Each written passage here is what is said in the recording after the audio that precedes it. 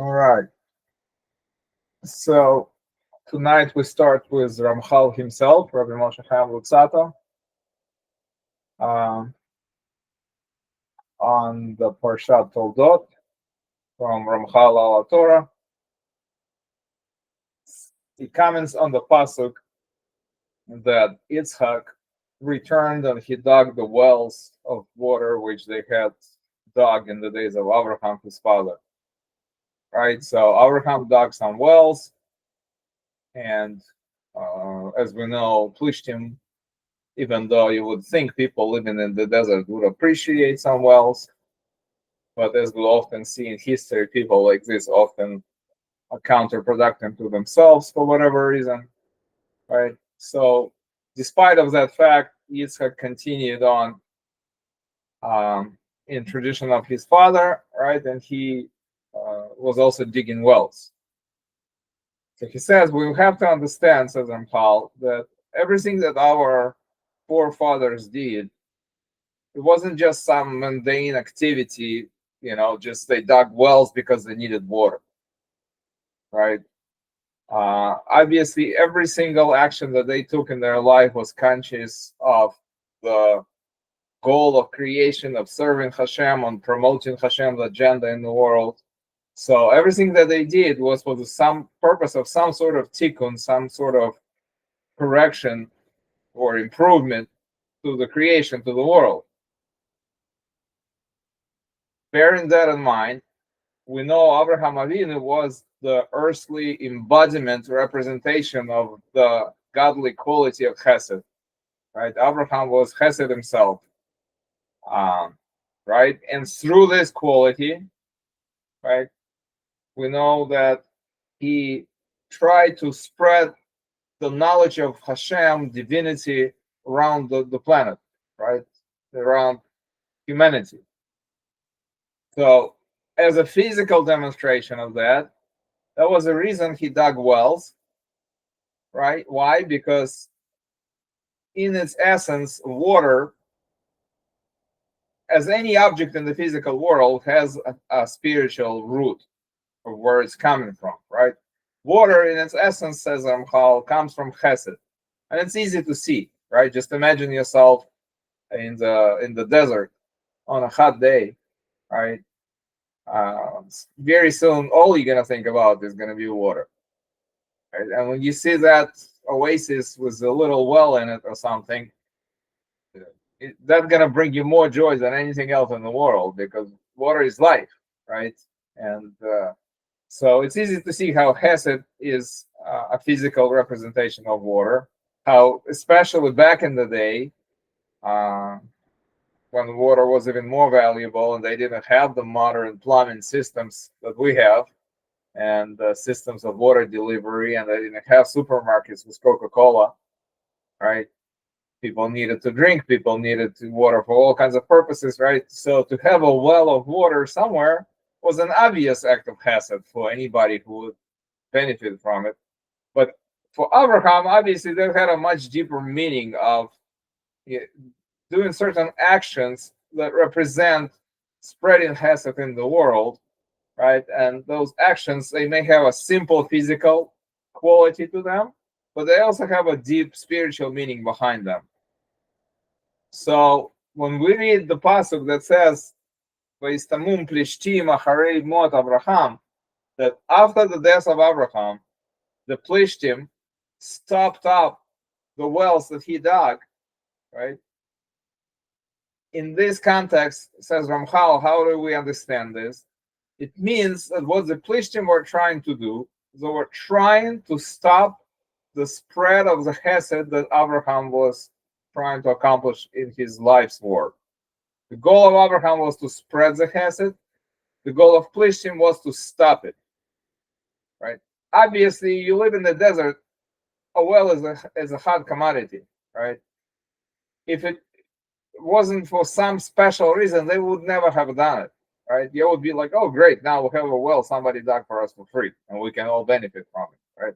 So they had to have some sort of other agenda to do something that counterintuitive and counterproductive to their local economy, right? So he says, Plishtim, right, they have their spiritual agenda. And it was agenda that was counter to what Abraham was trying to accomplish in the world. And as soon as he died, right, they stopped it up. He says, while Abraham was still alive, the Abraham, the way he spread Chesed in the world, it was too strong for them to prevent it, right? They could not openly counter Abraham and stop him. That was beyond their ability. But when he died, that was a different story. Now Abraham was no longer in the way, right? And this is why we see a lot of times is that you have someone spiritually powerful and great, right? And they accomplish a lot during their life, but the ultimate test comes when they pass away. Will their accomplishments persevere, or will they end with them? Right? Sadly, a lot of times we see that great people accomplish great things, but it stops with their passing, right? So the next ultimate test is what's going to be. Is it going to persevere, or is just going to, be a good memory of something Abraham did, right? So when he passed away, now they felt strong enough to stop it, and they stopped it, right? And they saw that with this, they will overpower all the tikkunim that Abraham accomplished in the world. However, Abraham did something very important, right? Because especially for a spiritual leader, when you do something, it's important to do it in a way that when you're gone, there's going to be others who are going to continue doing what you started. Otherwise, it was mostly all for nothing, right? So Abraham managed to raise a son, Yitzchak, who would take in his steps, right, and who would continue what he started. So this is why he says, right, we now read the story about Yitzchak continuing to do what his father was doing. But as we know, Yitzchak is very different from his father. If Avraham was embodiment of Chesed, Yitzchak was embodiment of Gevurah, of Din, right? And nevertheless, he continued the activity that his father started in spreading the Chesed, and he redug those wells, right? They filled it up, I guess, with sand or something, right? And Avraham and Yitzchak and his people, right? They dug them out again. However, right, Yitzchak being so different from his father, right?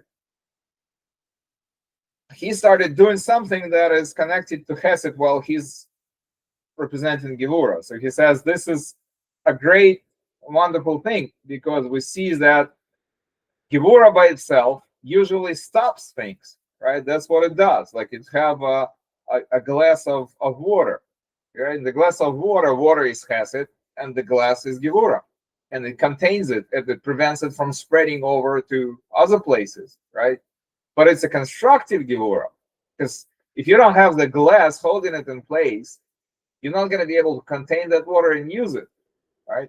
So Gevurah can be negative, where it's just like, maybe you some idiot from Moscow that decides, let's just shoot a bunch of rockets at people's water station, right? So that all the towns down the line will be drowned, and all the towns up the stream will not have any water and will die from thirst, right? Essentially, you stop in that water flow one way or the other, right? That's also Gevurah.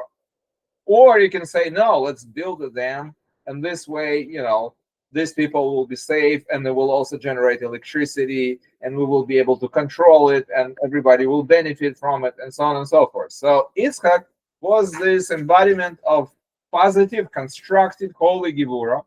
And he said, clearly, what my father started requires this extra effort in it, right? I have to do something now that only I can do, to dig my father's wells, so that they not only redug again, and then when I die, they're gonna, fill them up again, but they actually gonna persevere, right? And this is very important, because this is how we see that now we don't just have one tzaddik in and of himself, but we have a Mesorah, right? We have Abraham start something, and the next generation continues.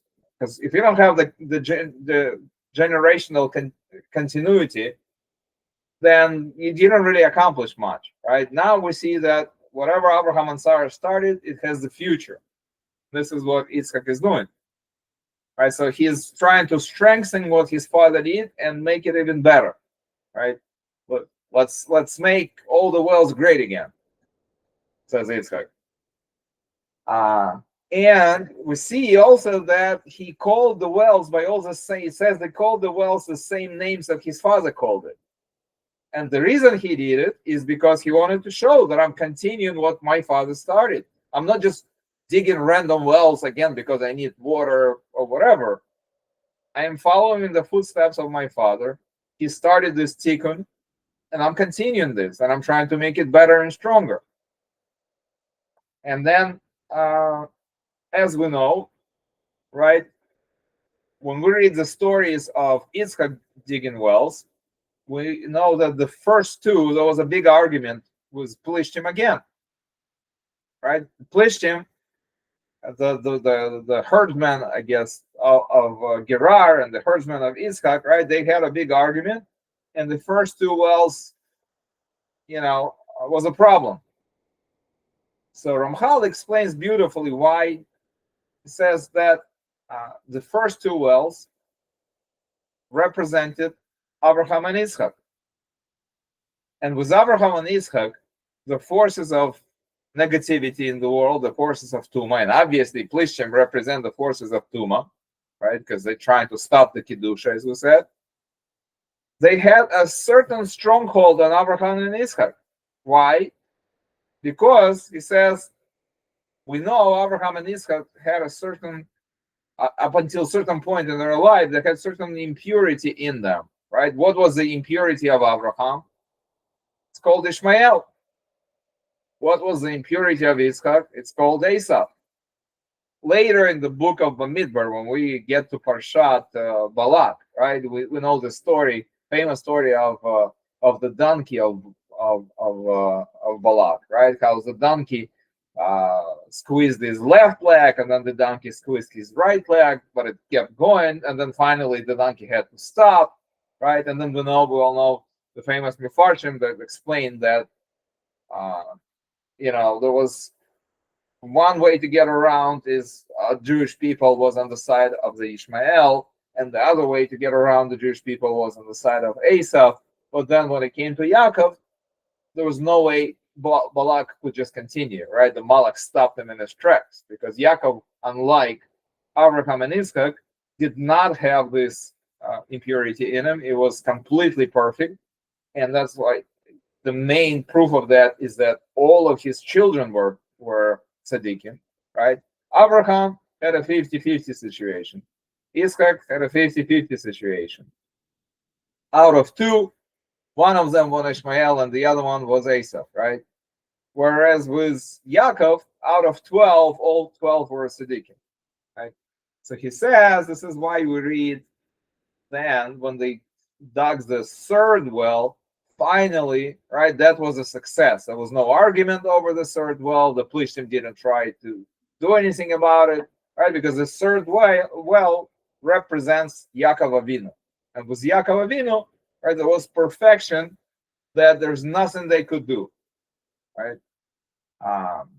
There's no claim, he says, the nations of the world could have in the stake, right, in the fight against Yaakov Avinu. Right, so it says when Yitzchak finished digging wells, then he went to Beersheba, and then Hashem told him that I will bless you and I'll increase your offspring because of Avraham, my servant, right?